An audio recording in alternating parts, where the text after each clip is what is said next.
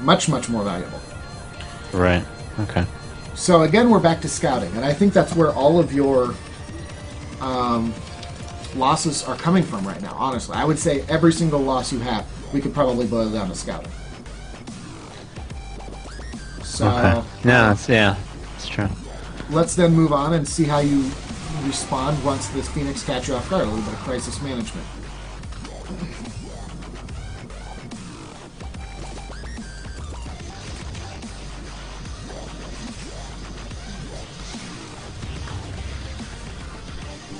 Okay, the next, I know I'm kind of harping on the scouting, but the next thing that I notice is there's no checking for his third.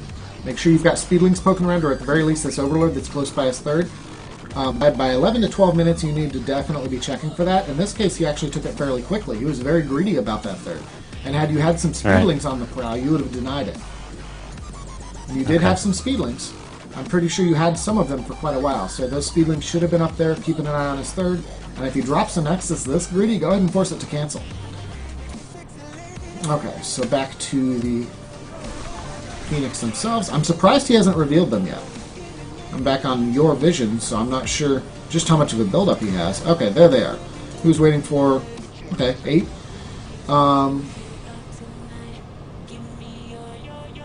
Alright.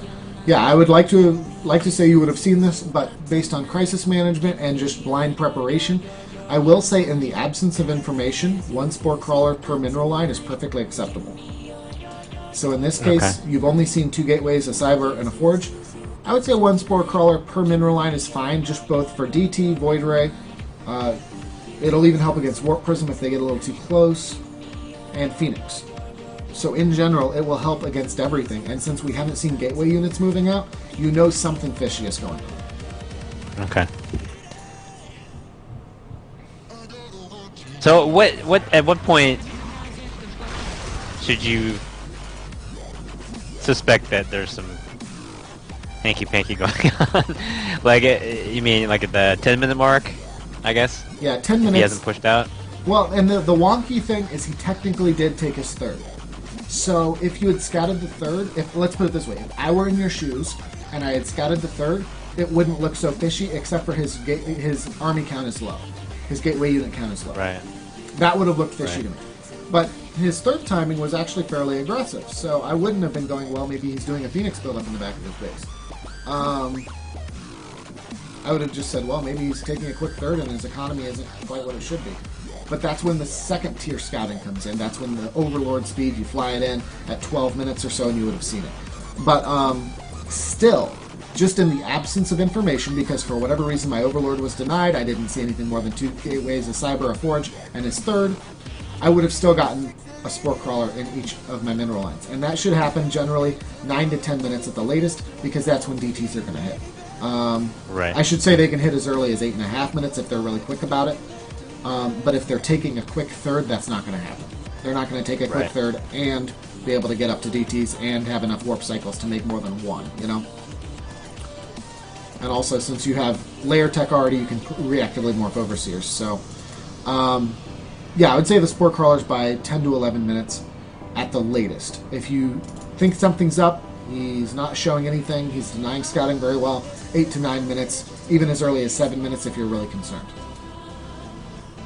But even then, that's all about what information have you gathered. It needs to be reactionary.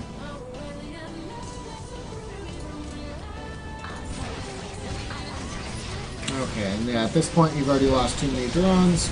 Meters are getting cleaned up. Overlords are getting cleaned up. Zerglings and Roaches having marginal success this third. Yeah, it looks like you will actually clean up this third, although there's a bit of a mismicro here. You've got about a third of your Roaches, switched over to the gateway. Otherwise, you would have had a pretty healthy cleanup here. And some of this, I think, was just because you were splitting your attention between, keeping Overlords alive and hitting his third. Okay. And at this point, again, everything that happens here on out wouldn't have happened. The crisis management was good. I do like the 2 Spore Crawlers at the third. I would have liked to see two Spore Crawlers basically everywhere that you have drones mining, just because of how many Phoenix he already has. Also, the Overlords dying here in the middle of your natural and between your main and your natural shouldn't have happened at all. They should be clumped up, hanging out over that bunch of Spore Callers that you've made at your natural. 2 to 3 Spore Callers at your natural, party all the Overlords right there. And if you've got 3 spores to cover all the drones and the Overlords, I would say you can make 3 spores because that's where you plan to keep your Overlords. Then you'll be just fine. He may go in and snipe a couple, but he'll lose Phoenix in the process, which makes it a bad trade for him. Because that's really the nail in the coffin, is losing almost all your Overlords here. I'd say... Yeah. Yeah, I mean, you lost 5,800 resources, and you only about 3,500 resources of army, I would say. So, altogether... Yeah, altogether, I would say you lost 15 Overlords, roughly. And yeah, that is a game ender. That is just too huge. That's no different than if you were to go in and Baneling bust 15 tightly clumped supply depots. Right. Okay, so let's see how it plays out from here. But yeah, from about the 15-minute mark, I would say he's already won.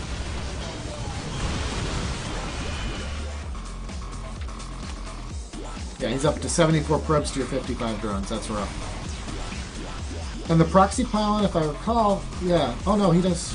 It does get cleaned up. It must have been earlier that he took care of that. So, not too worried about that since it didn't impact this game. Okay, good. Your response here when you see sustained Phoenix aggression is perfect. 2 more Spore Crawlers, great. I would have just liked to have seen them earlier, but I'm glad that you responded when you saw he was continuing to make Phoenix by then going in and making more spores. Do you ever make Hydras? Like I think it was it Leenock who made a whole bunch of Hydras against Phoenix Harass? Yeah, and in this situation I would have. I had a game yesterday where I had quite a bit of Phoenix Harass going on. The key to making Hydras versus Phoenix is you must make Infestors as well. In fact, I would go so far as to say you want to make 6 to 8 Infestors before you make the Hydras. If you go Hydras then Infestors, he'll just pick them up and kill them. Good Phoenix users will actually hard counter Hydras with Phoenix because of the double damage versus light, and because of the fact that Hydras need a large critical mass before they can actually kill Phoenix per cost. 8 Hydras versus 8 Phoenix, though. Properly microed Phoenix can kill every Hydra without a loss.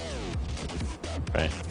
So, with the Infestors, then, do you lock them down, or you use Infested Terrans? No, you're going to lock them down. You can mix in a few Infested Terrans if you want, but most importantly, you're going to lock them down, and before you have Hydras, you're just going to lock them down and pick them off with Queens. Once you do have Hydras, then it becomes very easy. It's just an A move.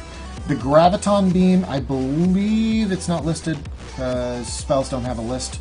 For some reason, I think they should be on the tooltip, but I believe it's 4 range, it's 4 or 5 range. Either way, Hydra's vastly outranged Graviton Beam. I think it is 4 range, because I recall it being something where I could fungal and get within about 2 range and be safe.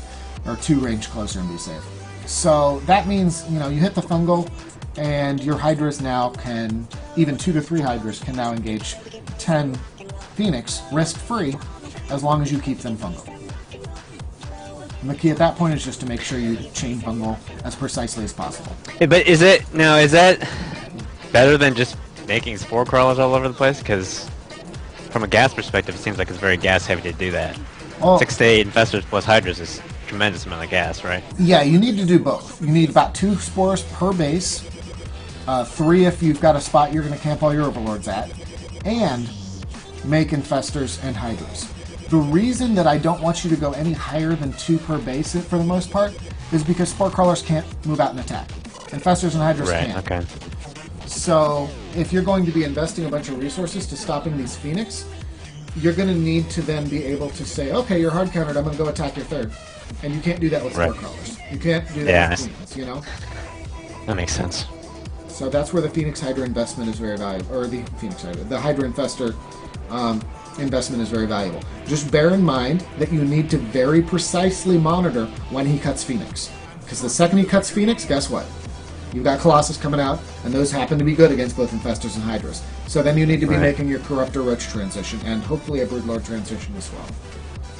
Right. Okay. So, it's a stopgap measure. It's something meant to shut down the Phoenix Harass, push out, clear out the supply, maybe keep the infestors alive, but don't remake the Hydras unless he makes Void Rays. So. Okay, so general rule, the first tier scouting like 6-7 minutes, second tier like 12 minutes basically. Just to see where he's going. Okay. And I would even bump up the first tier scouting if he opens a Zealot and a Stalker and you've only seen one ghast to 5 minutes because you need to spot a 4-gate. Okay. Right. But if you open Zealot and Sentry, then you can leave it at 6 minutes. Make sense? Okay, yeah. All that's just, awesome. All that's just because a 4-gate will have its warp tech finished by the time your Overlord's already in his base. Like, he'll already have warp ins from a proxy pylon, so 5 minutes is critical for that. Right, okay. Okay.